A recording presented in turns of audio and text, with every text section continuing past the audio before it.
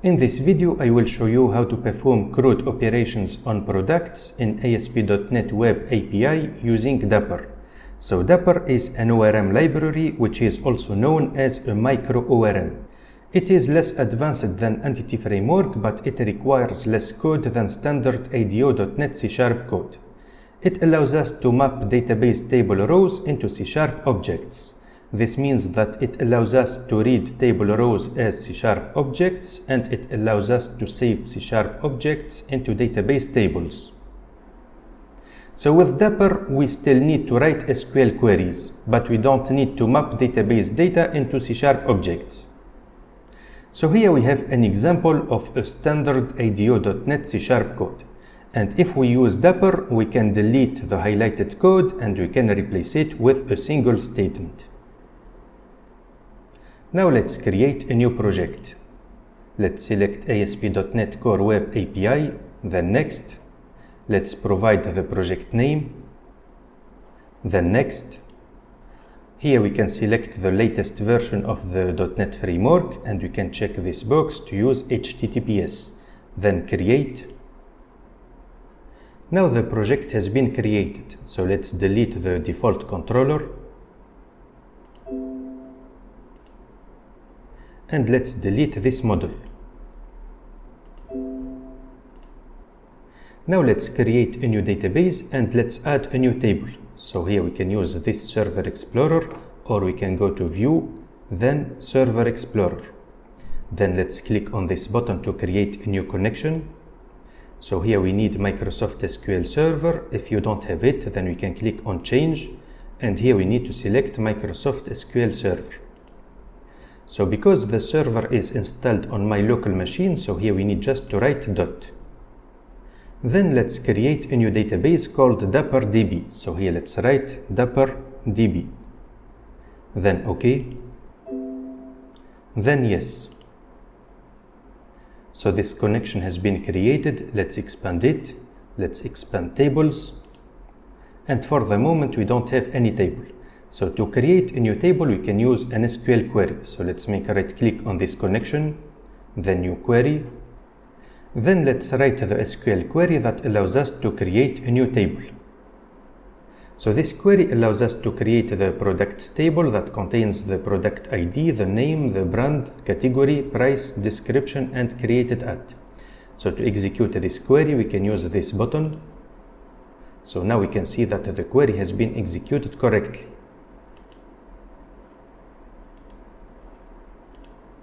So to find the table, we need just to refresh the connection. And here we have this table. Let's expand it. And we have these columns. So to find the connection string that allows us to connect to this new database, we need just to make a right click, then Properties. And here we have the connection string. Let's copy it. And let's add it to appsettings.json. So let's create a new key. We can call it connection strings. So it is equal to an object like this. We can save any number of connection strings. So let's create our first connection string. We can call it default connection, for example. Then let's paste the connection string. So to connect to the database using Dapper, we need to use the SqlClient namespace. If we use the old version of the SqlClient namespace, we don't need to update this connection string. But to use the new version of the SqlClient namespace, we need to add a new parameter to this connection string. So here let's add semicolon, then trust server certificate equal true. Now let's save the file and let's close it. Now we need to install two packages, the SqlClient package and Dapper. So let's make a right click on our project, then manage NuGet packages, then browse, and here let's write SqlClient. So here we can see that we have Microsoft.data.SqlClient, which is the new version of the SqlClient package, or system.data.SqlClient. So we can either use this one or this one. Both of them are valid. In my case, I will use the new version. So let's select this, then install, then OK. then I accept. Now the package is installed correctly. So now let's write Dapper. Let's select this package and let's install it. Then OK. So now the package is installed correctly, so we can close this page. So because Dapper is an ORM, we need to create a domain model that contains properties that correspond to the different columns of the database table. So here let's create a new folder. Let's call it models. Then let's create a new model. So let's add a new class and let's call it product. Then let's create public properties that correspond to the different columns of the products table. So we need the ID, the name, the brand, category, price, description, and created at.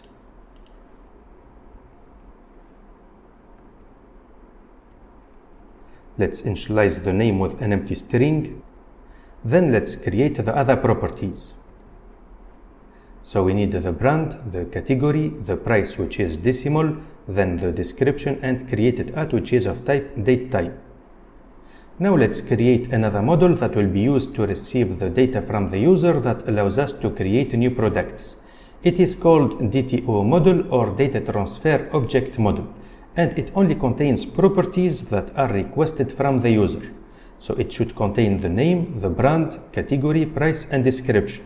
So let's copy these properties and let's create a new model.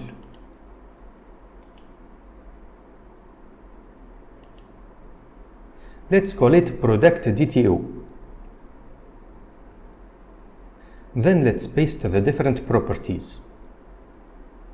Then we can decorate these properties with validation attributes that will be used to validate the received data. So for the name, it is required. So let's decorate it with the required attribute. And also we can define a maximum length for the name. So let's add max length. And we can set the maximum length to 100 characters, for example. Now let's copy these attributes and let's use them to decorate the brand, the category. So the price is of type decimal and we need just to decorate it with the required. Then we can consider that the description is optional, so we need just to decorate it with max length to define the maximum length. Let's save the files. Now let's create a new API controller that allows us to perform CRUD operations on products using Dapper. So let's make a right click on controllers, then add, then controller. Let's select API, then API controller empty, then add, and let's call it products controller. Then we need to read the connection string from appsettings.json. So we need to request an object of type iConfiguration from the service container. So let's define the constructor of this class. And let's request an object of type iConfiguration. Let's call it configuration. Then we need to save the connection string into a private field of this class. So here let's define the field. It is private. So it is of type string, and let's call it connection string. Then let's initialize the value of this field in the constructor. So here connection string is equal to configuration dot get connection string. So between parentheses, we need to provide the name of the connection string that is available in appsettings.json, which is default connection. So here we have a warning because get connection string returns a string that can be null. But here we have a variable of type string that cannot be null. So to get rid of this, we can just add exclamation mark. This means that we are sure that the get connection string will not return null. Now let's create the action method that allows us to create a new product. So this method will be accessible using the HTTP post method. So we need to decorate it with HTTP post attribute.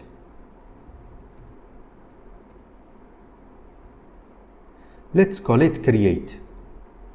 And of course, it requires an object of type product.dtu. Let's call it product.dtu. So if the product is created correctly, we can either return a success response with no data, or we can return the created product. Otherwise, we can return bad request. So by default, let's return bad request. Then let's connect to the database. So we need to add a try catch block. In the catch, we have an exception, so we can display this exception on the console. In the try, we need to connect to the database, so we need to create an object of type SQL connection. So we can create a new variable, we can call it connection, which is of type SQL connection. And this is the connection string. So here we can see that we have an error, so we need just to add the namespace. Now let's open the connection.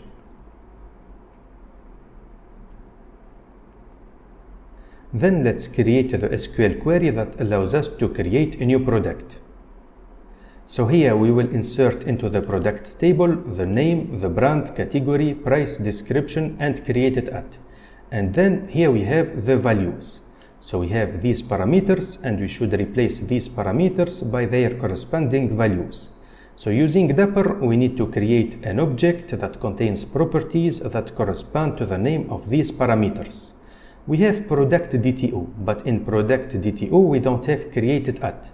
We have also product. So here we have all the required properties. So now let's create an object of type product, and let's fill it using this object.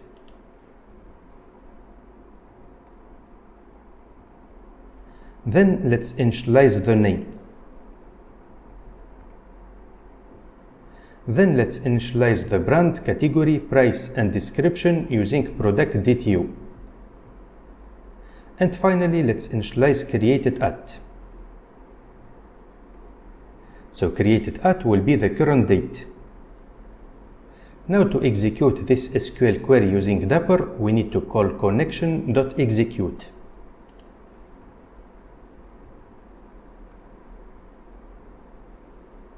So here we can see that execute is an extension which is defined by Dapper. So as parameters, we need to provide the SQL query and an optional parameter that contains the different parameters of this query. So here let's write SQL, then product. So this method returns the number of affected rows. So we can create a variable, let's call it count. So if count is greater than 0, this means that the product has been created correctly, and in this case we can return a success response.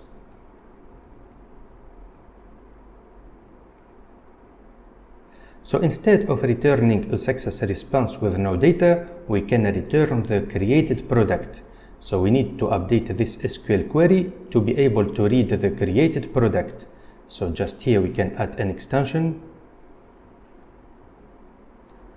And here we need to add output inserted dot star. This means that we need to read all the columns of the created product.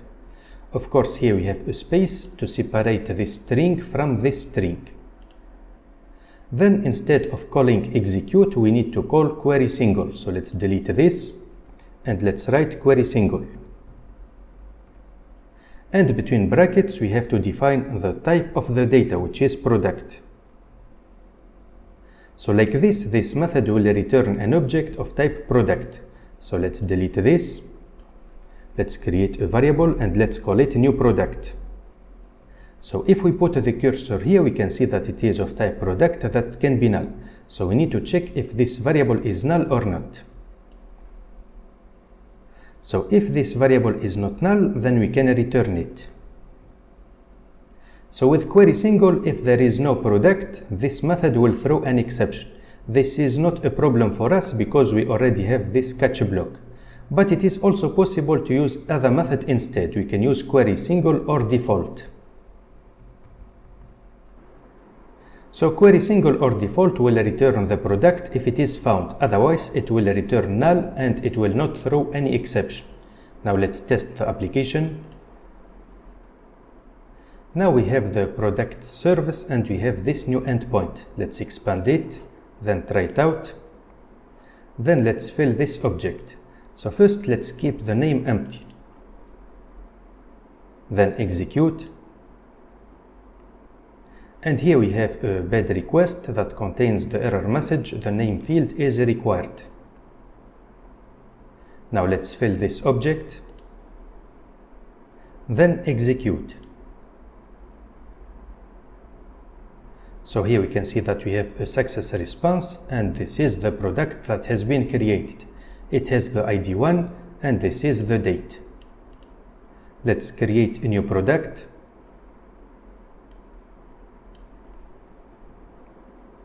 Then execute. And here we have the product. It has the ID 2. Now let's create the action method that allows us to read all the products.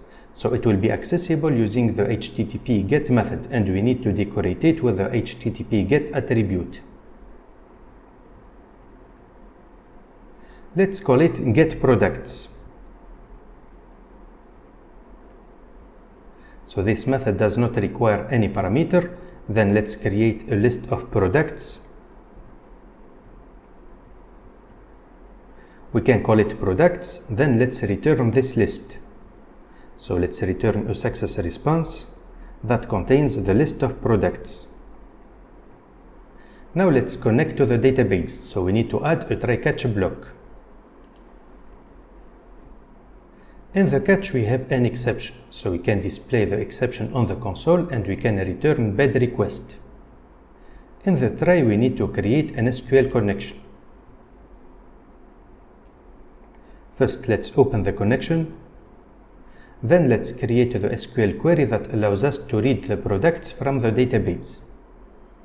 So here we will read all the columns from the products table and we will read all the rows. Now let's execute this query and let's read the data. So let's create a variable, let's call it data.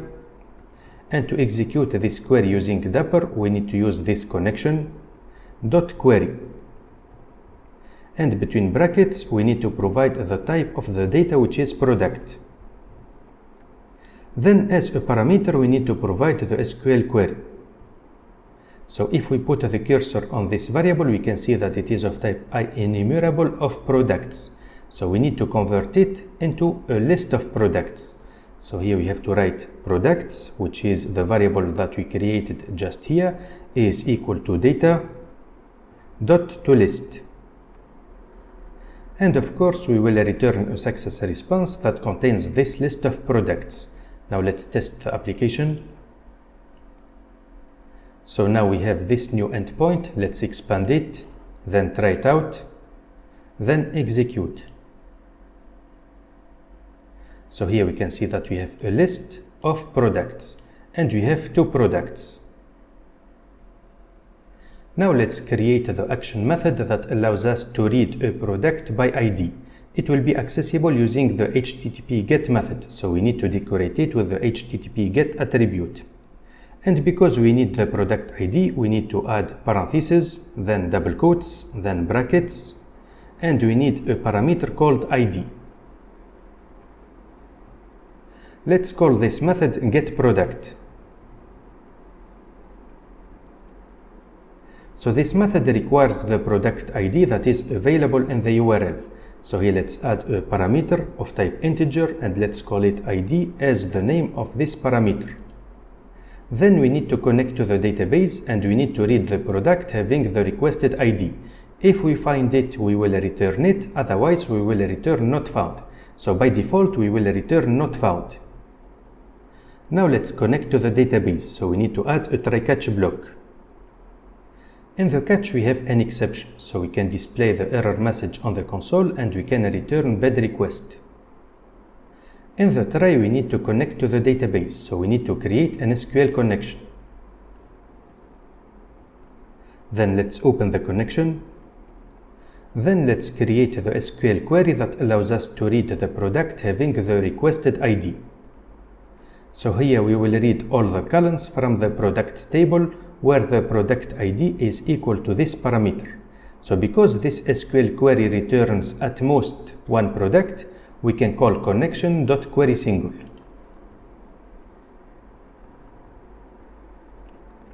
And between brackets, we need to define the type of the data, which is product. Then we need to provide the SQL query. So this query requires a parameter called ID. So we need to provide a second parameter to this method, which is an object that contains the ID property. So here let's create an object of anonymous type, and let's define the ID property. So the ID will be equal to the requested ID. So this method will return an object of type product. So here let's create a variable and let's call it product. Then let's check if this product is null or not. So if product is not null, then we will return a success response that contains the product. So here, because we are using querySingle, if we don't find a product with the requested ID, then this method will throw an exception. But this is not a problem because we already have try-catch block. So if we don't find the product, we will obtain a bad request. Now let's test the application. So now we have this new endpoint. Let's expand it. Then try it out. And let's read the data of product with ID 2, for example. Then execute. So here we have a success response, and these are the details of the product having the ID 2. Now let's provide an ID that does not exist, 20 for example. Then execute. So here we have bad request. This is because querySingle throw an exception. Now instead of using querySingle, let's use querySingle or default.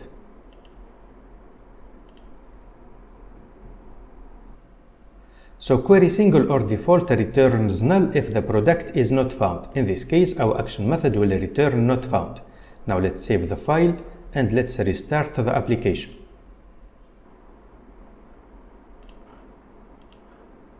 Then here let's provide the ID 20, then execute, and this time we have not found. Now let's create the action method that allows us to update a product. This method will be accessible using the HTTP put method, so we need to decorate it with HTTP put. Then we need to read the product ID from the URL, so let's add parentheses, then double quotes, then brackets, and the name of the parameter. We can call it ID. We can call it update product. So this method requires two parameters, the product ID that is available in the URL and the product DTO object that contains the data of the product that we need to update. So to update the product, we need to connect to the database. So let's add try-catch block. In the catch, we can display the exception on the console and we can return bad request. In the try, we need to connect to the database. So let's create an SQL connection. Let's open the connection. Then let's write the SQL query that allows us to update the product. So here we will update the products table and we will update the name, the brand, the category, the price, and the description. And the condition is that the product ID is equal to this parameter.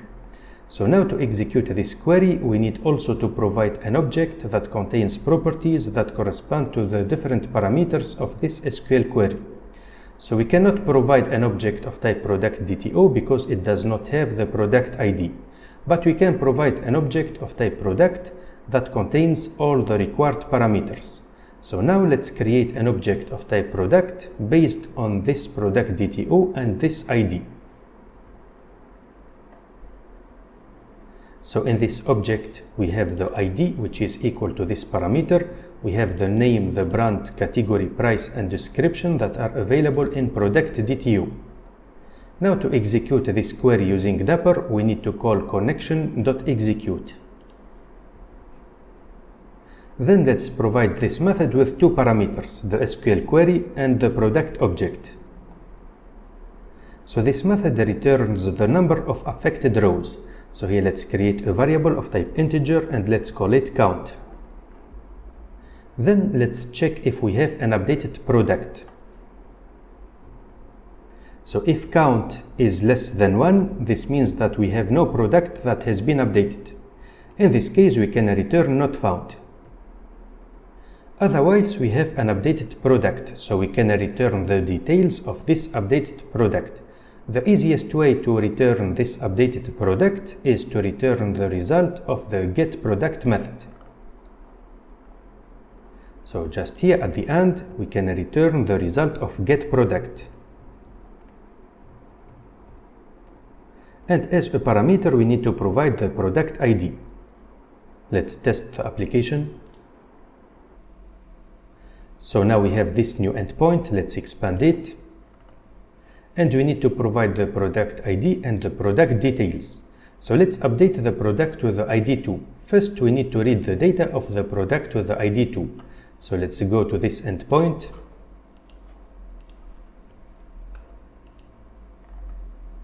And let's copy these details.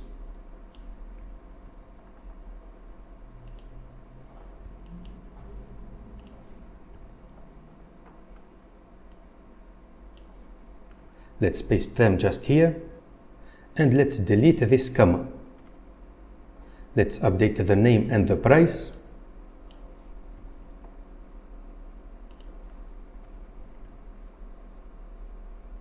Then execute. And here we have a success response with the new product details. So we can see that the name and the price have been updated. Now let's update a product that does not exist in the database. So here let's write 20 for example. Then execute. So this time we have not found. Now let's create the action method that allows us to delete products. So it will be accessible using the HTTP delete method. And also we need the product ID in the URL. We can call this method delete product, and of course it requires the product ID. So by default we will return a success response with no data. Then we need to connect to the database, so let's add try catch block. So in the catch we have an exception, so we can display the exception on the console and we can return a bad request. In the try we need to connect to the database, so let's create the SQL connection. And let's open the connection. Then let's write the SQL query that allows us to delete the product from the database. So here we need to write delete from products, where the product ID is equal to this parameter. Now to execute this query, we need to call connection.execute. So as a first parameter, we need to provide the SQL query, and as a second parameter, we need to provide an object that contains the ID property. So the ID property is equal to this parameter. Now let's check if we deleted the product or not. So here let's create a variable, let's call it count. So if count is less than 1, this means that we did not delete any product. In this case, we can return not found.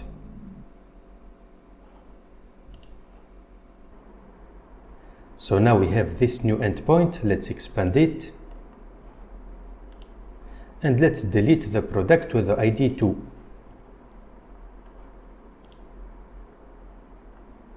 So the first time that we sent a request, we have a success response with no data. This means that the product has been deleted. But if we send a new request to delete the same product with the ID 2, this time we have not found because it has been already deleted from the database.